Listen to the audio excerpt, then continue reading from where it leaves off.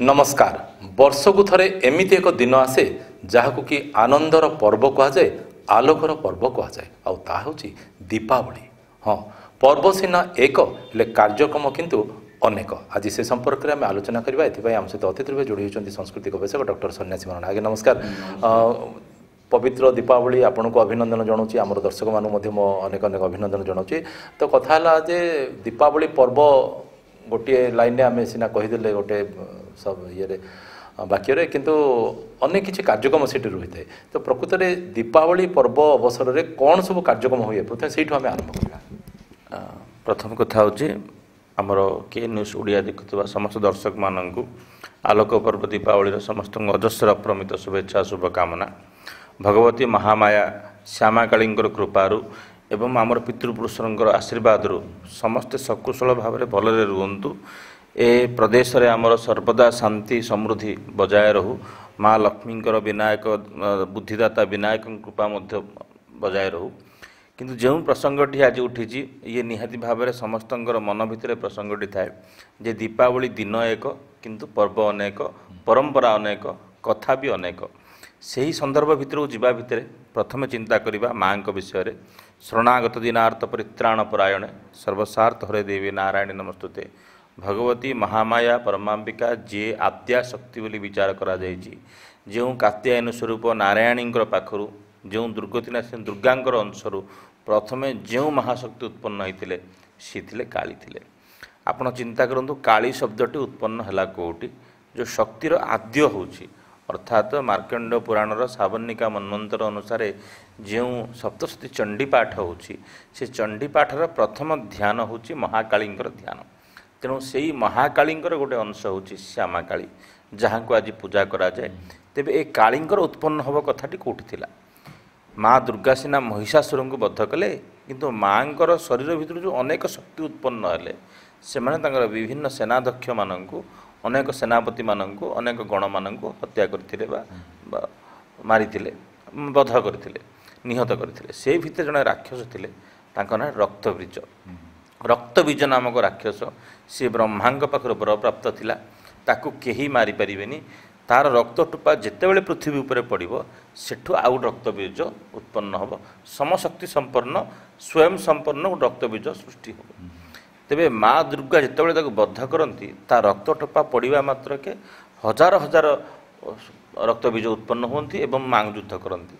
से समय माँ निजर कपाल भितर गोटे शक्ति को उत्पन्न कले जहाँ को कहुए कालर अतीत तो कालिका बोली मत विचार करागला। जितेबाला सी महाकाल हेले तांको संगिनी को महाकाली बोली कहला। एवं काल शब्दर अर्थ होची समय अर्थात समय उपरांते बा समयर ऊर्ध्वे जी सी हेले महाकाली।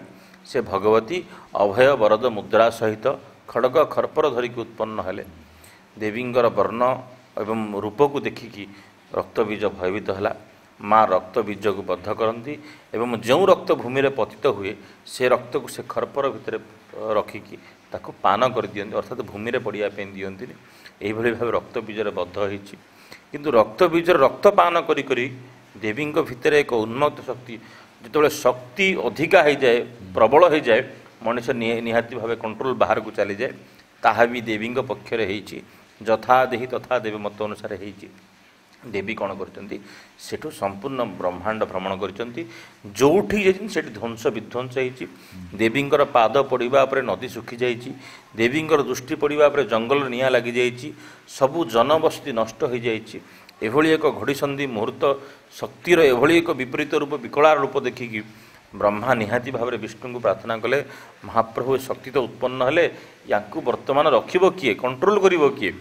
ब्रह्मांगर आदेश अनुसार विष्णुंकर इच्छा अनुसार शिव जाइकी रास्तार पड़िचंती द्वार मूले पड़िचंती। देवी आसिकी पादटी निज कांत निजर स्वामी को स्पर्श करिचंती भूल बस्त स्पर्श करिचंती। सी जानिचंती केते बड़ अपराध रे करिचंती।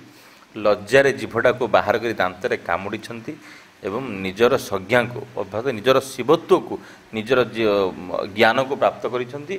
देवी अटकैछंती। सही दिनटी थिला आपणकर कार्तिक मास कृष्ण पक्षर अमावास्या तिथि। देवी स्थिर होते तेणु देवी को यही दिन श्यामा काली रूप देवी श्यामल वर्ण देवी को श्यामाकाली भाव में भक्त मैंने पूजा करती संपूर्ण भारत में पीठ मानक पूजा होता बेले आमर आसाम वेस्ट बेंगल ओडिशा एभली किसी अंचल पूर्व प्रांतीय अंचल मानक देवी मुर्मयी पूजा सहित बहुविध आडंबर सहित देवींर पर्व को एक दिन कहतु 3 दिन कहतु 9 दिन व्यापी यथाशक्ति मत परंपरा अनुसार पूजा कराए तेणु श्यामाकाली पूजार विधान है। आश्विन मासर कृष्ण पक्ष जो पितृपक्ष आसीथिला से पितृपक्ष समय जो पितृपुरुषों को आम श्राद्ध पूर्वदिन राति निमंत्रण करिकी घर को डाकी पितृलोकरू डाकी से मैंने आसिकी आम सहित सहवास करुले रुले आम सहित चलुले आमको देखुले आशीर्वाद करुले। आज दिन में काउरिया काठी जलाई 21 गोटी आखु सहित 21 गोटे सलिता करई चौमुख दीप लगे आज दिन में बाण फुटाई आतसबाजी करी खुशी आनंद रे पिठापणा करी ओडियाटी कौन करे तार पितृपुरुषों बड़ बड़ुआ को विदाय दिए पुणी अपेक्षा करे आर वर्ष पे पुणी बड़ बड़ुआ आसबे जोठी थे अमृत दृष्टि चाहूे एवं हिंदू मानकर जो सब पुण्यपीठ अच्छी तार ना नहीं कि कहुए से मुक्तिर पथ थाए बोली कहुई तेणु से ही मत अनुसार पालन कराए।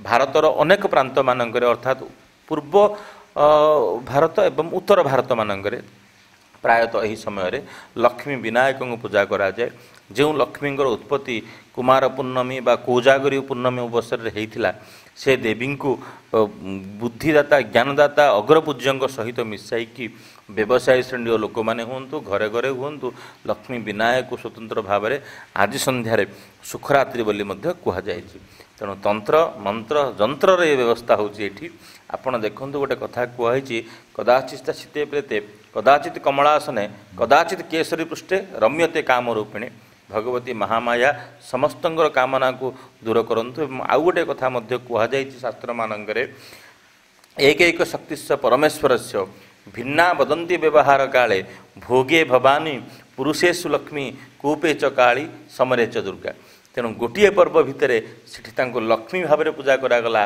केउठी काली भाव में पूजा करागला केउठी आद्याशक्ति महाशक्ति भाव में पूजा करागला। ये हूँ कार्तिक मास कृष्ण पक्ष अमावास्या जो दीपावलीर कथा जहाँ को आम समस्ते आतसबाजी बाण फुटाइया भितर सीमित रखिंट कि गोटे दिन भितर अनेक पर्व पर्वाणी समाहित रहा सहित आम हिंदू समाज मानव समाज प्रति एक बड़ वार्ता देउची जे आम हिंदुत्व आम पूर्वजन माने आमर पूर्वपुरुषी माने आमर ज्ञानी गुणी व्यक्ति विशेष माने एभली एक परंपरा आम पे तैयारी करथिले जो परंपरा आमको नुआ मानव समाजवादर परिचय देवा सहित आम भितर आध्यात्मिक स्पृहण आनिदिए एवं नुआ उद्दीपना सहित सुख शांतिर कामना करी संपूर्ण विश्वर मंगल कामना करी पितृपुरुषंर शांति अर्थ देवींर अर्थ एवं सकल विश्व अर्थ दीपावली को आम समस्त एक ही पालन करा संदेश पटे एक कथा कहुए जे प्रभु श्रीरामचंद्र अयोध्या जो जाते 14 वर्ष वनवास करेंगे वनवास सारी आज दिन में से फेरी से दीप लगे बाण फुटे स्वागत करते। दीपावली पालन प्रकृत अर्थ जो आसे दीप कहीं लगा जाए कहुए रामचंद्र वनवास सरला तो रामचंद्र फेरी ये तो अमावास्या राति घोर अंधार राति समस्त राज्यवासी रामचंद्र को स्वागत निज राजा को जी पुरुषोत्तम को स्वागत करने समस्ते दीप लगे स्वागत करते कहीं कहती अन्य भाषा अनुसार कहुए अन्य कथा अनुसार कहुए द्वापर जुगर जो नरकासुर थिला जे 16,108 राजकन्या मानक अपहरण कर रखी से राजकन्या मानक श्रीकृष्ण से राजकन्या मानक उद्धार करी महाप्रभु नरकासुर को बद्ध करते ए गोटे दिन से 16,000 राणी को बहुत करते तेणुक महाप्रभुर आगुरी तो 108 पाटराणी थे किंतु महाप्रभु बाध्यबाधकता भितर से 16,000 राणी को बहुत करते राजकुमारी को ग्रहण करते तो से समस्ते महाप्रभु उद्देश्य दीपदान करते। ये हूँ गोटे परंपरा दीपावली 3 दिन परंपरा कहीं प्रथम दिन को चतुर्दशी दिन को छोटी दीपावली बड़ी दीपावली एवं पर दीपावली बोली कहती आमर ओडिशा रे किंतु ताहा संपूर्ण भिन्न मत पालन हुए। दीपावली सामग्रिक भाव में गणपर्व कहवा अच्युक्त हम जाति धर्म वर्ण निर्विशेष समस्ते सामिल होती ए आलोकर पर्व परस्पर को शुभेच्छा दियंती एवं भाईचारार कथा कहुजाऊ कि सौहार्द्यपूर्ण वातावरण कथा कहुजाऊ कि समाज भितर सकारात्मक संदेश देवा कथा कहुए सबु क्षेत्र में दीपावली हूँ सामग्रिक भाव में एक पर्व जो पर्व आम समस्त को बांधिकी रखी कहवा आम कहुपे जे ये हूँ एमती एक पर्व जोटि कि विष्णु को अन्य रूप में अन्य नाम पूजा कराए स्मरण कराए शक्ति को मध्य अन्य रूप में अन्य नाम पूजा कराए सबुठ गुरुत्वपूर्ण कथा है ये पूर्व पुरुष मानक पूजा कराए आज प्रसंग को ये रखी आप साथी प्रकाश पंडा विदाय दिंतु पुणी थे आउ एक प्रसंग नहीं आप जोड़ी हूँ नमस्कार।